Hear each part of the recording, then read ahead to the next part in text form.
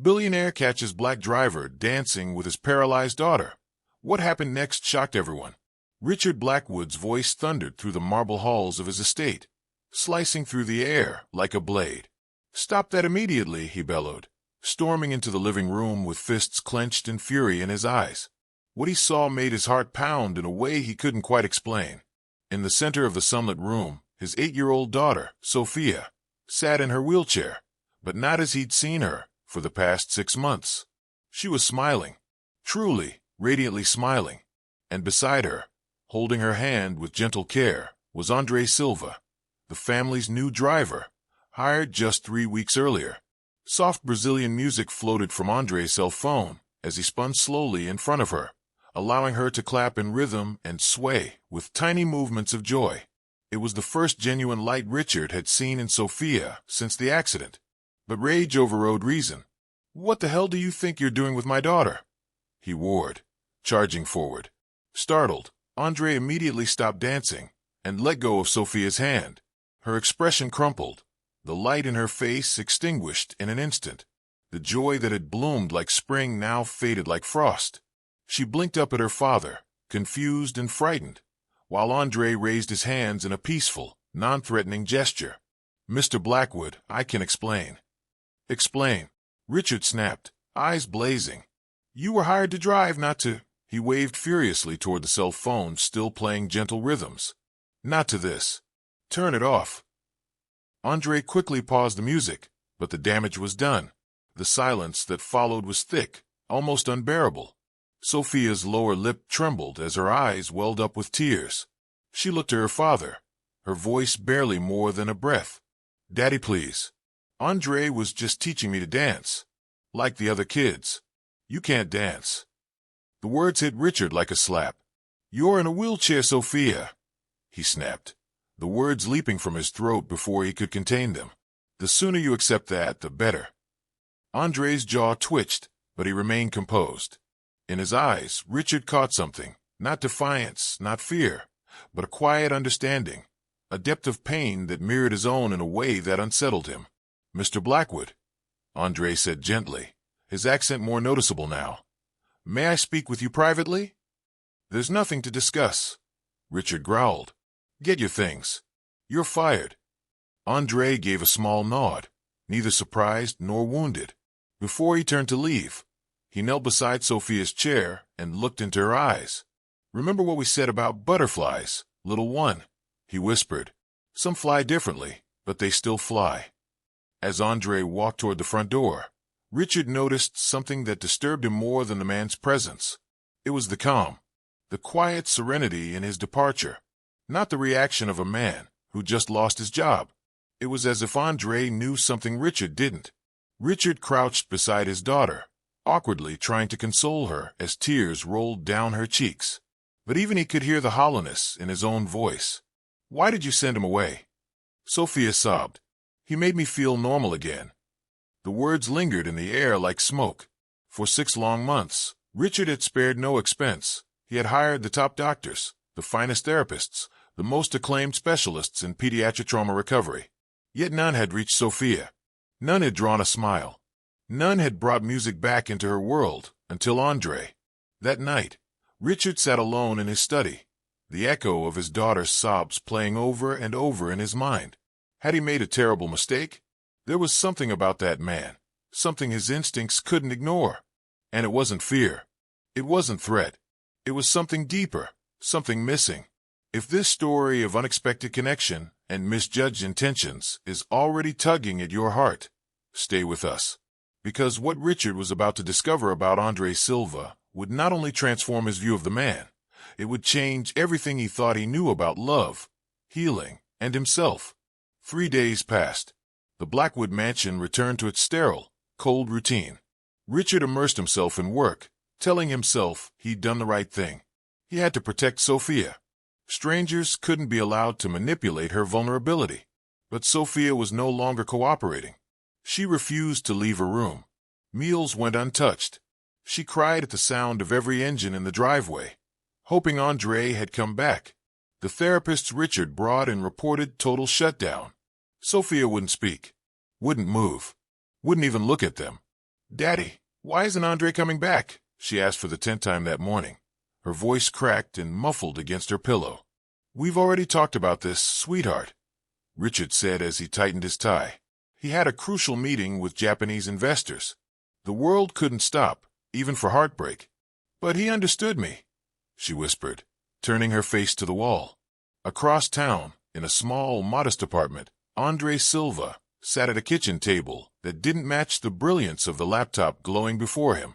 On the screen were emails, written in fluent English, French, and Portuguese, conversations with international universities, hospitals, and academic forums. His phone rang. Dr. Silva, a French-accented voice said, "Are you still available for next week's lecture on neuroplasticity?"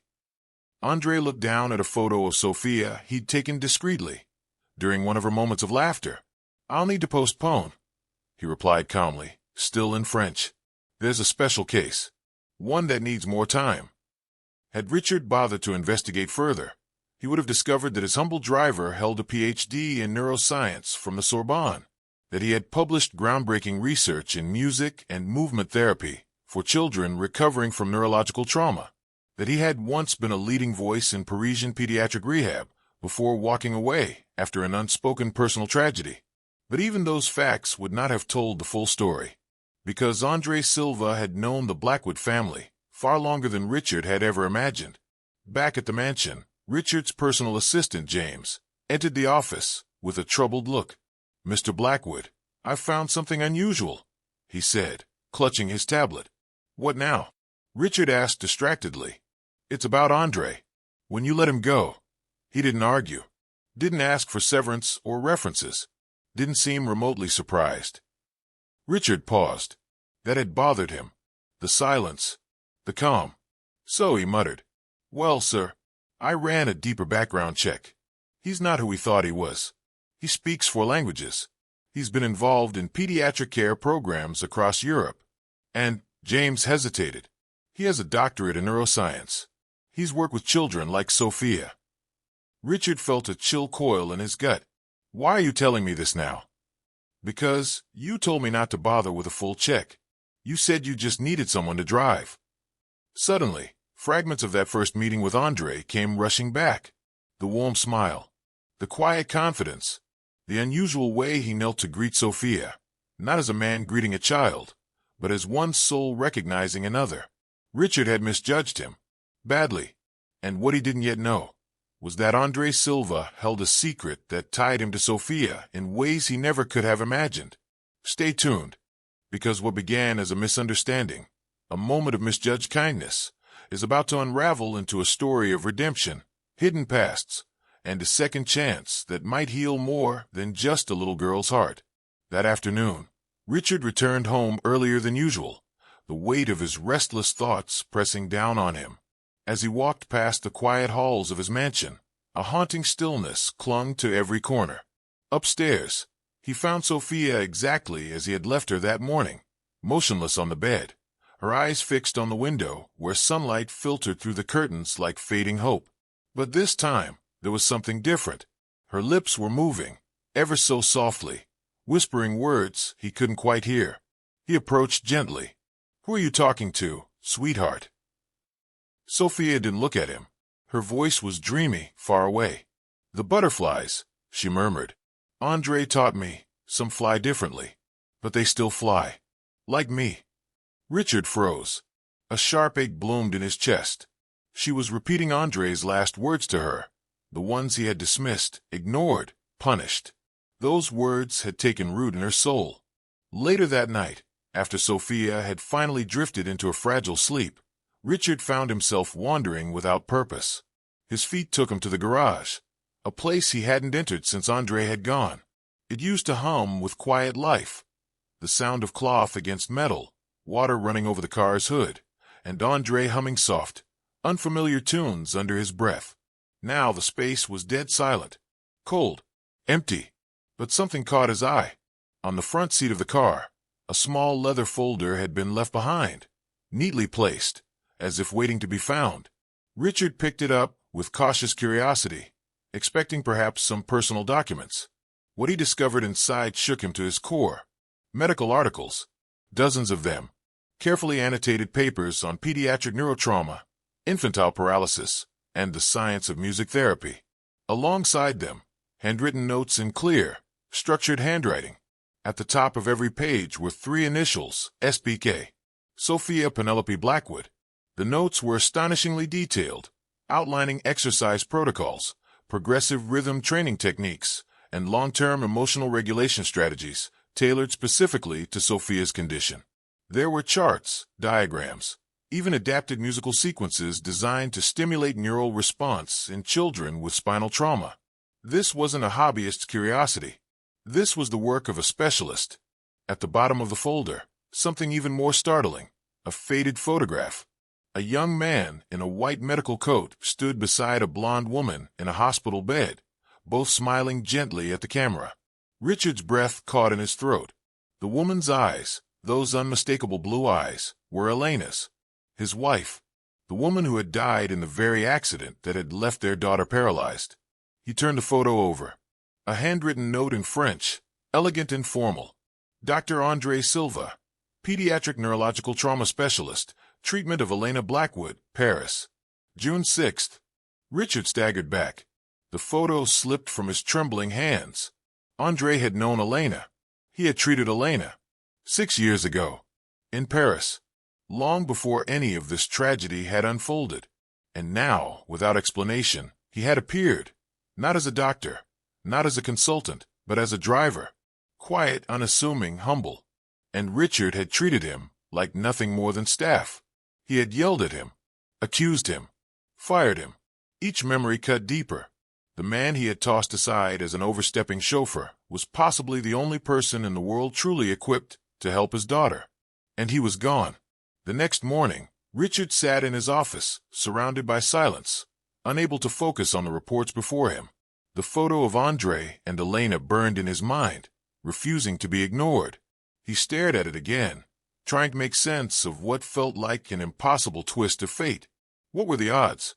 What force had orchestrated this man's return to his life, to Sophia's life, exactly when she needed him most? This wasn't a coincidence. It couldn't be. Heart pounding, he stood abruptly. Cancel everything, he told his assistant, James. Every meeting, every call. I want the entire day cleared.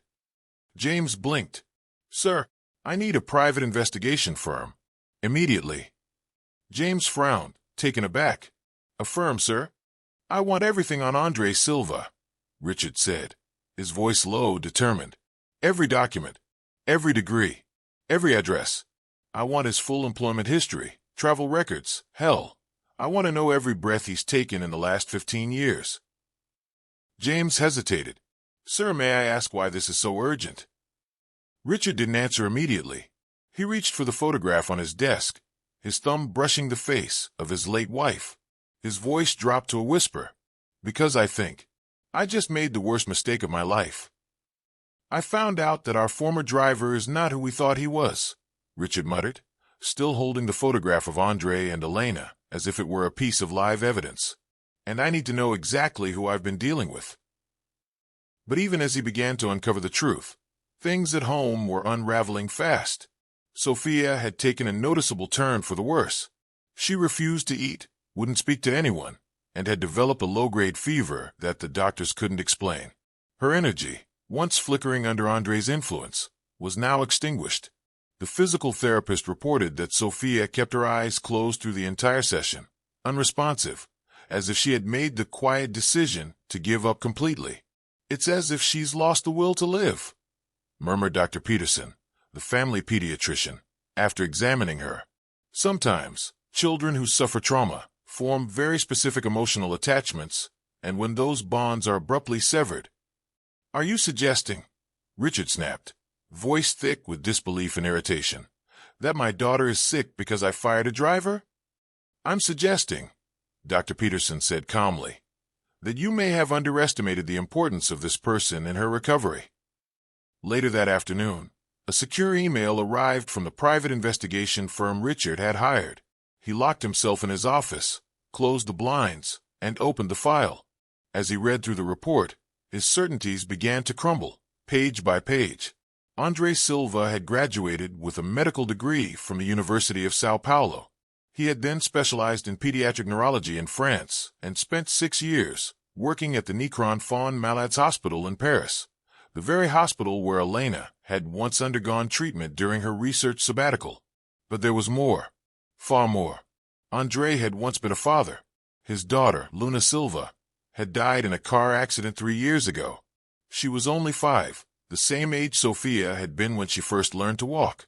The accident that took Luna's life bore striking similarities to the one that left Sophia paralyzed. After losing Luna, Andre had abandoned his traditional medical career. He left the rigid corridors of hospitals and began developing therapeutic techniques rooted in music, rhythm, and movement, designed specifically for traumatized children. Included in the report were scientific articles Andre had authored, glowing citations in international medical journals, and then something that made Richard's blood run cold. A translated interview from a French newspaper. In it, Andre described his mission, to find children like Luna and give them a second chance to smile. Richard's throat dried. His heart raced as he picked up his phone and dialed the number listed at the bottom of the file. The phone rang several times. Then calmly, Andre's voice came through the line. "I know you found out who I am," he said without waiting for a greeting. "Why didn't you tell me from the beginning?" Richard asked, his voice shaking, a cocktail of anger, shame, and something that felt dangerously close to regret. "Because men like you don't hire ex-doctors to drive cars," Andre said simply. "You hire chauffeurs." Sophia didn't need a doctor with credentials. She needed someone who could be near her, without triggering your defenses, without raising expectations. Suspicions. Richard bit out. "What kind of game are you playing with my family?" Andre sighed on the other end. His voice was weary, but never defensive. "Mr. Blackwood, Elena came to me 6 months before the accident. She was researching alternative treatments for infantile paralysis." "That's impossible," Richard whispered. "Sophia was born perfectly healthy." "She was," Andre confirmed. "But Elena knew there was a genetic risk. She was preparing a treatment plan in case the worst happened. She asked me to promise her, if anything ever happened to Sophia, I would help her in whatever way I could." Richard's knees went weak. His vision blurred. This wasn't just a coincidence. It was a silent promise unfolding years after it was made. Andre's words struck like thunder in the hollow room. "You're lying," Richard said. But even as he said it, he knew it wasn't true. "It's in her will," Andre replied, "in the section your lawyers probably dismissed as emotional overplanning. Elena left specific instructions for Sophia's treatment in case of neurological trauma." Frantically, Richard opened the digital version of Elena's will. There it was, buried on page 17, a passage he had never bothered to read. "In the event of paralysis or neurological trauma involving our daughter Sophia, I recommend contacting Dr. Andre Silva. His methods may seem unorthodox, but I believe they work where traditional medicine may fall short." "My God," Richard whispered, the phone slipping slightly from his hand. Just then, James appeared at the door, a folder of documents in his hand and a wary look in his eyes. "Sir," he said, "there's something you need to see. I found records of monthly payments your wife made to a rehabilitation clinic in Paris. They were automatically withdrawn from your joint account. The last payment was made just last month." Richard's hands trembled as he took the documents. It was the same clinic where Andre worked as a consultant. "He's been watching us," Richard muttered under his breath. "Waiting." "Not watching, sir," James said gently. "Waiting to be needed." It was then that the truth finally cracked through Richard's denial, like ice breaking underfoot. He had humiliated the one man Elena had trusted above all others, the one man who had sacrificed a brilliant medical career to honor the final wish of a grieving mother. And he had done it in front of Sophia, destroying the only connection she had found in her new, painful world. Without thinking, Richard called Andre again. "I need you to come back," he said. "That's not how this works," Andre replied evenly. "I'm not an employee you can fire and rehire like furniture. I'm a doctor who made a promise." Richard's throat tightened. "Then what do you want from me?" "I want you to stop trying to control your daughter's healing," Andre said. Start participating in it. Admit you don't know what's best for her. And most importantly, apologize. Not to me. To her. Richard closed his eyes, swallowing his pride like poison. And if I do that, then maybe, just maybe, Sophia still has a chance at happiness. As Richard sat in silence, absorbing the weight of his mistakes, a notification lit up on his phone. A message from an unknown number. Sophia asked me to send this to you. Attached was a 3-minute video. In it, Sophia sat in a brightly lit room that looked like a clinic, her wheelchair angled toward a mirror. Soft music played in the background, and she smiled, genuinely smiled, as she moved her arms in gentle, rhythmic patterns. Her legs, though immobile, shifted slightly in time with the beat. Andre appeared briefly in the corner of the screen, guiding her with quiet patience. The message attached to the video was short, simple, devastating. She recorded this last week, when she still believed you loved her more than your pride. Richard watched the video 5 times in a row. Each time, his shame cut deeper. He hadn't just lost a driver. He hadn't just dismissed a doctor. He had shattered his daughter's trust. But as the final note of music faded, something else stirred in him. Not control, not pride, but humility. The humility to learn, the humility to listen, and maybe, just maybe, to become the father Sophia deserved. Across town, Andre stared at a framed photo of Luna, his daughter, a small girl in a rocking chair, laughing moments before the accident. He touched the frame gently. "One more, my little one," he whispered. "We'll save one more." Richard drove to Andre's modest apartment without calling ahead, the full report clutched in his trembling hand. As he approached, he saw Andre sitting on the balcony, reading a book in French, serene, as if he had been expecting him all along. "You planned all of this," Richard said bluntly as he climbed the steps to the modest apartment. His voice was sharp, his footsteps louder than necessary. From day one, Andre looked up from the book he was reading, calm and composed, and gestured to the empty chair beside him. "Sit down, Mr. Blackwood," he said evenly. "It's time we talked like 2 men who love the same child." "No," Richard snapped, refusing to sit. "You lied about who you were. You manipulated my family. You used my wife's memory to fulfill a promise," Andre interjected, his voice firmer now. "A promise you never knew she asked me to make." Richard threw the thick investigation report onto the small table between them. Pages fluttered, evidence laid bare. "I know everything about Luna, your daughter. About how you abandoned medicine after she died. About how you've been using other children to try to make up for your own loss." Andre's face twitched with pain, but he did not deny it. He nodded slowly. "You're right about one thing. Every child I help brings Luna back for a few moments. But if you think that diminishes what I feel for Sophia, you're very much mistaken." "How dare you?" Richard began, but Andre cut him off again. "Your wife came to me because she knew you'd never accept unconventional methods. Elena knew your obsession with control, your need for logical answers to emotional pain. She asked me to promise that if anything ever happened to Sophia, I would find a way to help, even if it meant hiding who I really was." Andre reached across the table and picked up a folded, yellowed letter. His fingers trembled ever so slightly. "She wrote this for you, but she asked me to give it to you only when the time came." Richard recognized Elena's handwriting instantly. His hand shook as he opened it. "Richard," the letter read aloud, his voice cracking, "if Andre is giving you this, it means that our daughter needs him and you are fighting it. Stop trying to fix Sophia and start loving her for who she is. Let Andre help her.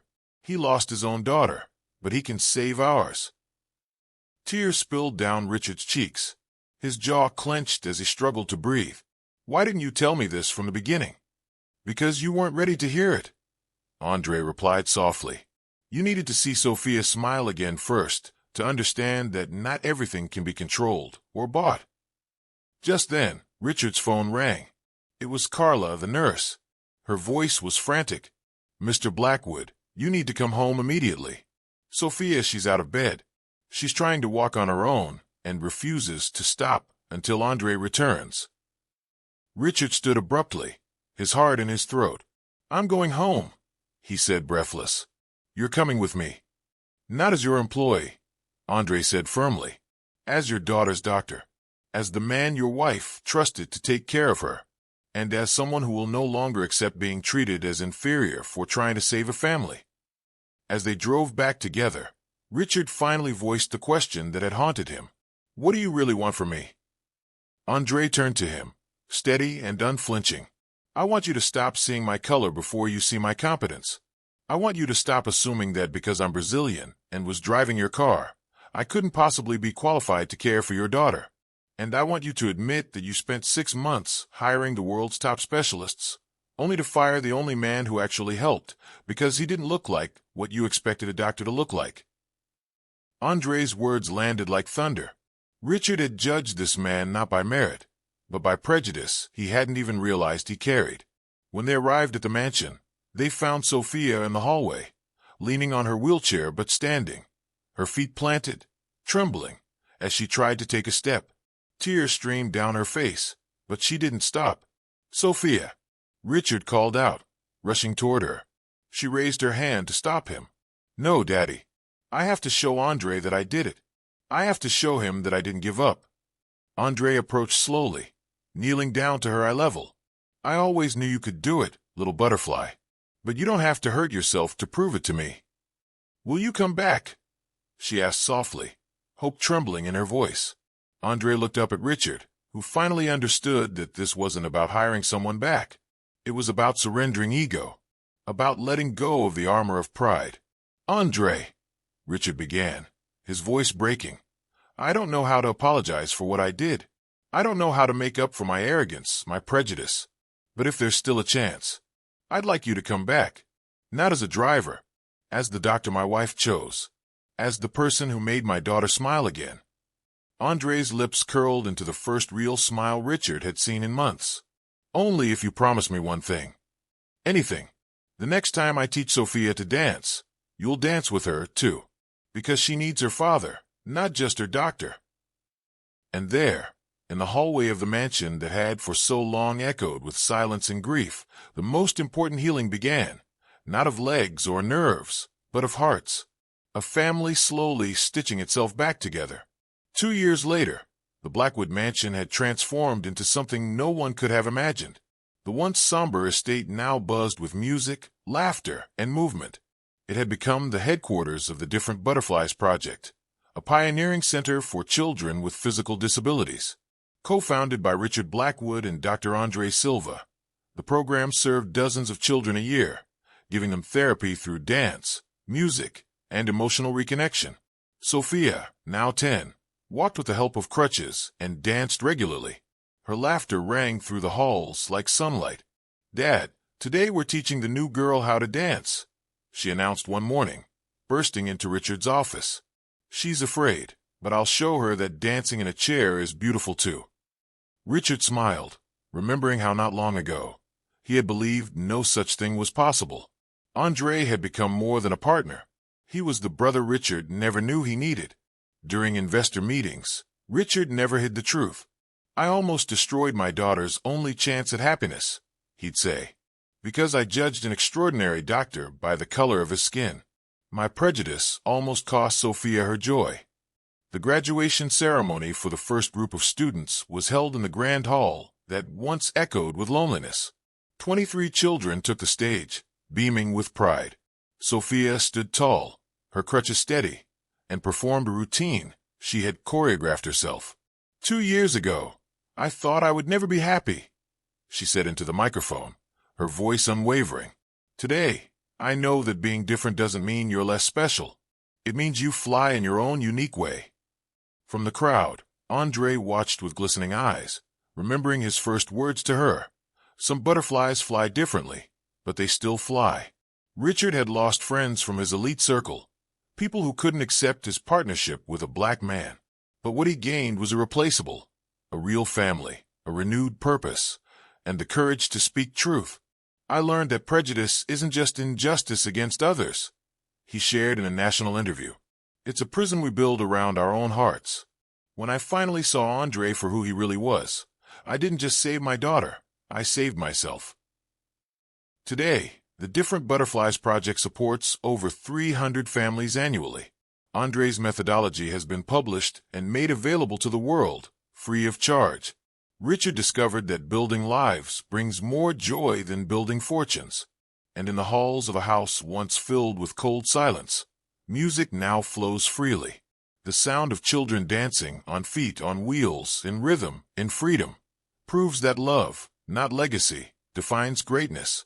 If this story moved you, if it reminded you that miracles come in unexpected forms, and that healing often begins with humility, subscribe to the channel, because stories like this prove what the world too often forgets. Human greatness has no color, and love no boundaries.